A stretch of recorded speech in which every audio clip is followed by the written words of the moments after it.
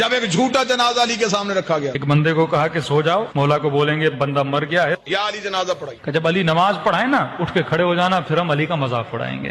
مسلمان شرارتیں نہیں چھوڑتا. تو ایک بندہ لیٹ گیا, جنازہ پڑھانے سے پہلے ہی علی نے کہا کون ہے اس کا جنازہ لے کے؟ یا علی ہمارا دوست تھا بیچارہ, اس کا انتقال ہو گیا ہے. امام نے کہا دیکھو کسی اور سے پڑھا لو, علی سے نہ پڑھاؤ. کہا نہیں یا علی آپ ہی پڑھائیں, نبی کے صحابی ہیں, آپ کا درجہ, آپ کا مقام. کہ دیکھو پھر کہہ رہا ہوں مجھ سے نہ پڑھاؤ, کیونکہ میں جب نیت کروں گا تو نیت یہی کروں گا نماز جنازہ پڑھا رہا ہوں. بہرحال انہوں نے اصرار کیا, مولا علی آ گئے. امام نے نیت کی, نماز جنازہ کی اور نماز پڑھانا شروع کر دی. یہ اس انتظار میں تھے ابھی اٹھے گا, ابھی اٹھے گا. نماز ختم ہو گئی, اٹھائی نہیں. اور ایک جناب آگے بڑھا اور اس کو اٹھانے کی کوشش کی, بھائی اٹھ جاؤ نماز ختم ہو گئی, کہیں تجھے نیند تو نہیں آ گئی. علی مسکرائی, علی نے مصلی چھوڑ کے کہا صرف مرا ہی نہیں ہے, قیامت والے دن ہر کوئی اٹھے گا, یہ پھر بھی نہیں اٹھے گا. مولا یہ کیوں نہیں اٹھے گا؟